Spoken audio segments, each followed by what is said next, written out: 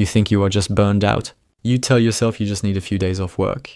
But that sudden overwhelming urge to drop everything, leave your life behind, and disappear into the wilderness is not a symptom of modern exhaustion. It is a prehistoric survival protocol activating in your brain. Why does your mind keep trying to pull you away from the life you worked so hard to build? You are sitting in a room right now. You are surrounded by walls.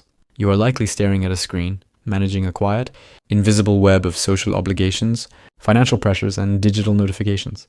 Your brain is processing all of it, but your brain was not built for this. For hundreds of thousands of years, human beings lived in open environments, intimately connected to the rhythm of the natural world. Our nervous systems evolved to monitor the rustle of leaves, the shift in the wind, and the physical presence of our small tribe. Today, you are asking that same ancient nervous system to monitor a hyper-connected, artificially lit, abstractly dangerous world. Is it any wonder that your biology occasionally demands an escape? When you suddenly fantasize about packing a single bag and retreating to a quiet cabin in the mountains, you are not being irresponsible. You are experiencing a deep evolutionary mismatch. Your brain is recognizing that the environment you are in requires too much of the wrong kind of energy. You are constantly using what psychologists call directed attention. This is the mental effort required to focus on a spreadsheet, navigate traffic, or read an email while ignoring the buzzing of your phone. It is a forced, unnatural state of focus. It drains your cognitive reserves rapidly. In the late 1980s, environmental psychologists Stephen, Kaplan, and Rachel Kaplan at the University of Michigan identified exactly what this mental drain does to us. They developed attention restoration, theory to explain why our modern environments leave us feeling so hollowed out.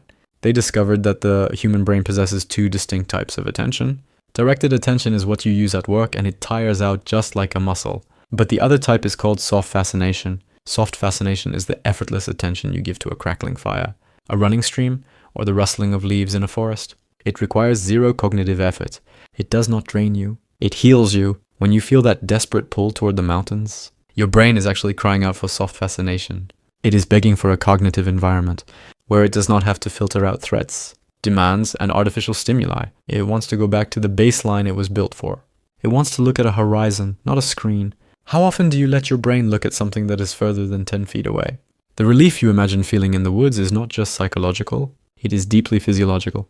Your body holds on to the stress of the modern world in its very chemistry. The constant low-grade anxiety of answering messages and meeting deadlines keeps your cortisol levels artificially elevated. You are trapped in a perpetual state of mild fight or flight. But nature holds the biological off switch. In Japan, researchers have spent decades studying a practice known as Shinrin-yoku, which translates to forest bathing. Yoshifumi Miyazaki, a researcher at Chiba University, has conducted extensive studies on how the human body reacts when it is removed from the city and placed back into a natural environment. His findings are staggering. Miyazaki discovered that spending just a short amount of time in a forest environment significantly lowers cortisol levels, reduces blood pressure, and decreases sympathetic nerve activity. Your body physically recognizes the forest as a safe harbor. The trees emit organic compounds called phytoncides to protect themselves from insects and rot.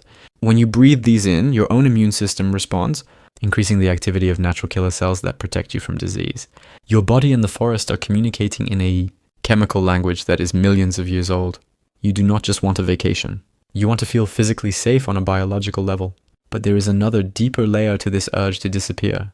It is about who you are, or rather who you are forced to be in the modern world.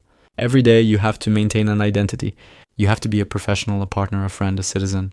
You have to maintain a digital presence. You have to care about the news, the economy, and the opinions of people you barely know. The sheer weight of carrying this modern ego is exhausting. In the wild, none of that matters. The mountain does not care about your credit score. The river does not care about your social standing. The wilderness offers the ultimate relief from the burden of your own identity. This brings us to the science of awe. Awe is an emotion that is notoriously difficult to study, but it is exactly what you are seeking when you look toward the peaks. Paul Piff, a psychological researcher at the University of California, Irvine, has spent years investigating how experiencing awe fundamentally changes human behavior and self-perception. Piff discovered that when people are exposed to vast, natural landscapes, like towering trees or massive mountain ranges, they experience something called the small self. Awe physically alters your perception of your own ego. It makes you feel tiny, but not in a way that is degrading. It is a liberating smallness. When you stand at the edge of a cliff and look out over a valley, your personal problems, your anxieties, and your modern stresses are suddenly dwarfed by the sheer scale of the natural world. Your brain realizes that the universe is massive and your daily emergencies are actually microscopic. You want to disappear into the mountains because you want to shrink. You want to be reminded that you are just a biological organism on a giant rock flying through space. You want the heavy, suffocating cloak of modern selfhood to be lifted off your shoulders. Think about the quietest moments you have ever had. Think about a time when you were completely alone in nature. What did you feel? You likely felt a sense of profound clarity. That clarity is not magic. It is the sound of your evolutionary hardware finally running the software it was designed for. Your ancestors did not have to actively seek out nature to feel this way. They were immersed in it. They understood the physical and mental necessity of separating from the immediate demands of the group to find silence, to track animals, or to simply observe the weather. They understood that survival sometimes required stepping away from the noise. Today you are trapped in a world that never stops making noise. The urge to flee is your biology fighting back against an environment that is slowly eroding your peace. It is a sign that your ancient instincts are still completely intact. You are perceiving a real threat, the threat of chronic modern stress, and your brain is offering you the oldest, most reliable escape route in human history. The next time you catch yourself staring out a window, imagining a life where you just walk into the woods and never look back, do not judge yourself. Do not dismiss it as a childish fantasy or a sign that you are failing at life. It is the exact opposite. It is a sign that your deepest, most fundamental survival mechanisms are working perfectly. You are listening to the echoes of thousands of generations of humans who knew that sometimes the only way to heal the mind is to return it to the wild. You think you are just burned out. You are not broken. You are ancient.